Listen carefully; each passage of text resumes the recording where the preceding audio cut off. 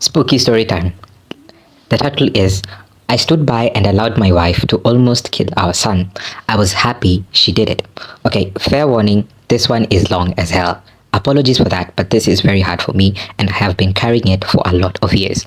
On the advice of my therapist, I've written it all out to try and work out my feelings on it. He didn't advise me to submit it to Reddit, of course, but I've struggled with this for a long time and I need to hear other people's opinion on it. I still really have no idea how I feel about it, even after all these years, but I will submit for judgment by the masses. I know I did wrong on some things, probably a lot of things. I tried to do my best that I could. My son was very troubled. And when I say troubled, I mean very. If you have seen the movie We Need to Talk About Kevin, it will really help to understand what I'm talking about. Because I swear to God, when I watched that film, I thought I was watching a documentary of my life. I felt like the writer must have had cameras hidden in my damn house. That's how accurate it was. The only difference is that in the movie, the boy appears normal to his father and only reveals his true nature to his mom. With my son, he didn't have that mask. His insane behavior was the same with everyone. From the day he was born, my son just came out wrong. He was planned. My wife and I tried to get pregnant and we were ecstatic when he was born.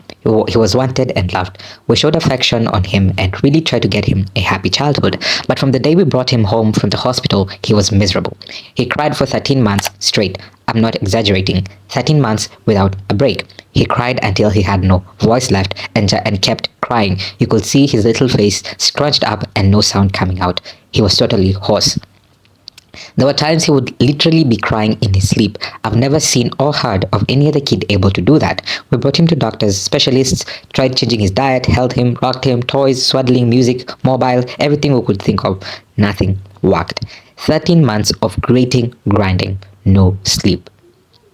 Once he got over the crying stage, we thought we were out of the woods, but it quickly became clear that for some unknown reason, he was just angry at being alive. I never saw that kid have a genuine, joyous smile.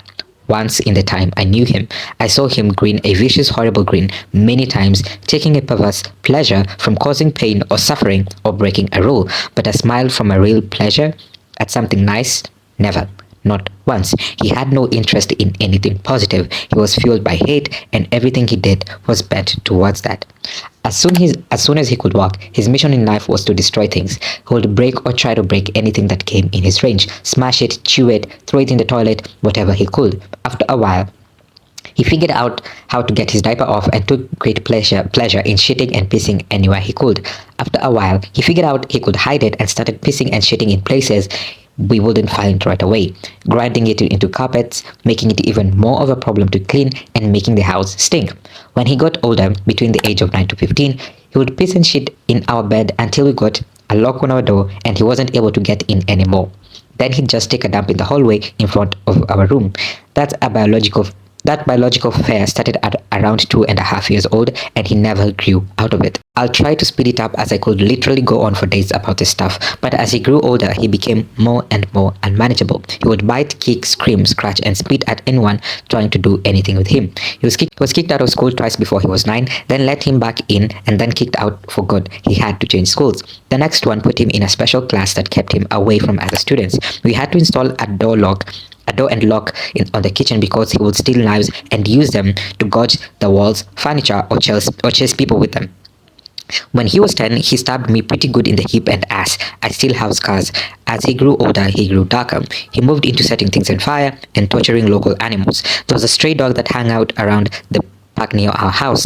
My son blinded it on one eye with a barbecue fork. He would dip cats' tails in gasoline and then light them on fire. He became a violent, stinking son of a bitch. I will take this opportunity to preempt the tsunami of messages. Yes, we had the kid in fucking therapy. He saw a psychiatrist twice a week and had God knows how many different medications prescribed to him over the years, but nothing worked. Therapy did not work. The meds did not. Nothing ever worked. He was like a poison cloud of hate and fury, lashing out at anything in his reach. When my son was 16, my wife got pregnant again. I can't tell you how different our reaction was. Instead of joy, we felt terror. This pregnancy had not been planned and we really were at a loss over what to do.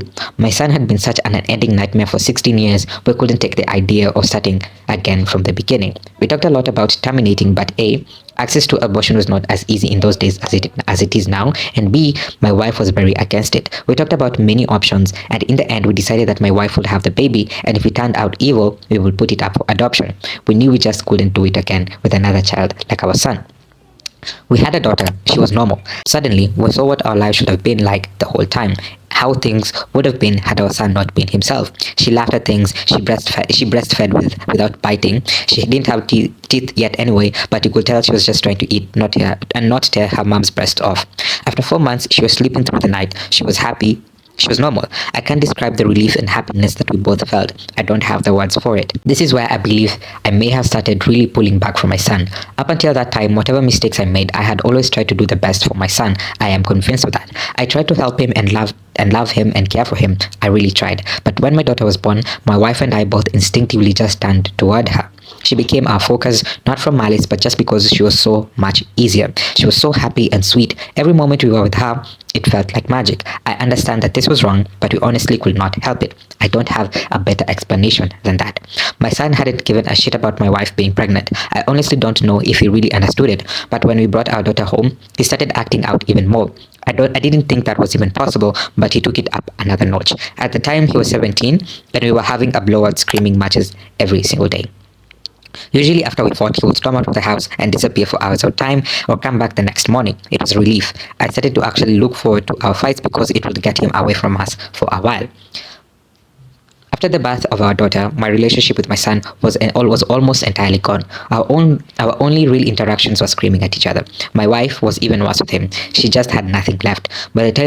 By that time, if our son even came into the same room as her, she would just stop whatever she was doing and start screaming, "Get the fuck away from me, get away, get the fuck out," until he left. He started spending more and more time out of the house, which was a blessing for us. I have no idea what he got up in the world, but we were just happy it was not being inflicted upon us. As a consequence of our son's behavior, we had invested heavily in locks around our house. All of the cheap thin interior doors in our home had been replaced with thick, dense wood doors that couldn't be kicked through, equipped with the kid locks that my wife and I carried keys to. I know it sounds extreme, but locks and heavy doors were the best way we had found to create safe spaces from him. And again, before I am swamped with messages, I was not locking my son in rooms like a prisoner. He had a free reign of the house and could come and go as he pleased. My wife and I would lock ourselves in rooms to protect ourselves from him. If anything, we were the prisoners in our own home. On the day in question, I had fought with my son in the morning and he had left the house in a rage. My wife and I were enjoying some peace and quiet in the kitchen while our daughter napped in our bedroom.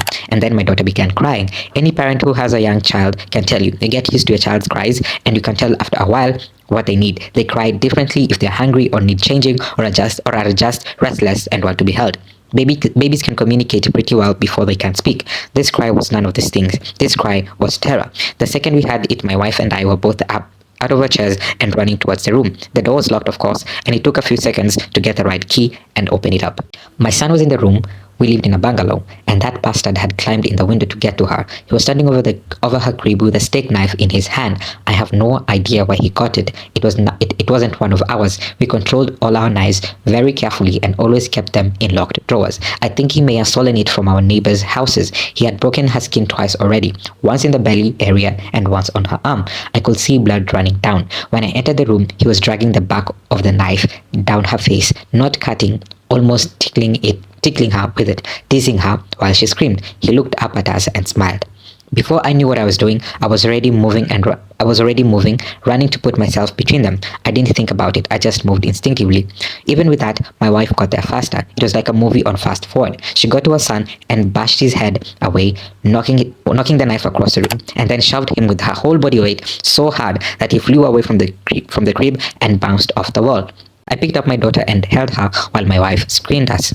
I could see her shaking, almost convulsing. I can't remember the smell of the room, the sound of my daughter screaming and wailing, the look on my son's face as he stood there. Just nothing. Blank, dead. There was nothing in his eyes. No emotion.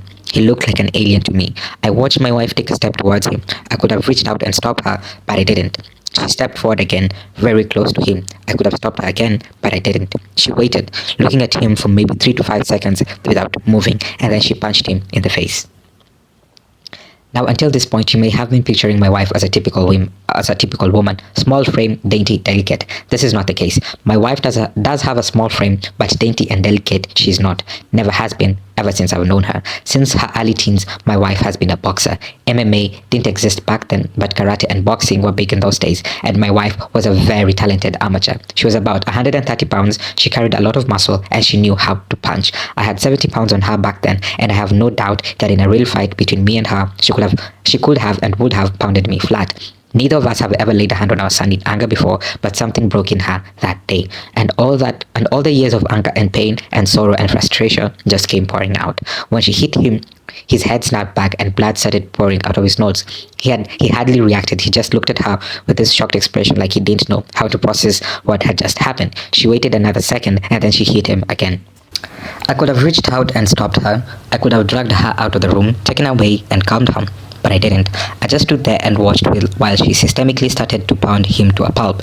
Every time he brought his hands to cover one part, she would blast him somewhere else. Body, head, over and over. He started screaming, crying out, yelling for her to stop. It's the most genuine reaction I'd ever seen him have to anything in his whole life. But she was not stopping. I watched her ramping up, hitting harder, faster, whacking him like a heavy bag. He tried to swing at her and she slipped him easily. She was on auto mode. I brought my daughter to the kitchen and gave her a bath in the sink. I found that he had cut her a third time on the sole of her foot. All the cuts were superficial. I cleaned her up and held her until she was calmed. I put band-aids on her cuts. In our bedroom, I could hear my son screaming, calling my wife horrible names, telling her he would cut her head off and fuck her corpse. After a while, I didn't hear him say anything more. Didn't even hear him crying out. I assumed that he must have been knocked out, but I could still hear her beating him up. That went on for a long time, long enough for my daughter to drift off to sleep in my arms. I just sat at the kitchen table waiting for her to finish. Finally, she came out and sat down across from me. Her hands were swollen and red. Her face and arms were splattered with blood. Her chest was heaving. We just stared at each other without saying anything. After a while, I asked her, "Is he dead?" She looked back at me and answered, "I fucking hope so." I nodded. That was all there was to say about that. I understood how she felt perfectly. I felt the exact same. I didn't know what to do, so we just sat there waiting silently. Eventually, my wife started crying. I went to go take a shower. I just stayed there holding our daughter. After a long while, I heard moaning and sobbing coming from my room. It turned out that my son wasn't dead. I went in to see how bad it was, and it was really bad. I've never seen a more merciless beating laid onto anyone, before or since. He was lying on the floor, rolling around with blood leaking out of his face, lying in a pool of vomit. His nose was squashed flat across his face. Both his eyes were completely swollen and starting to blacken already. I could see that a couple of his fingers were bent out at weird angles, and he had pissed his pants.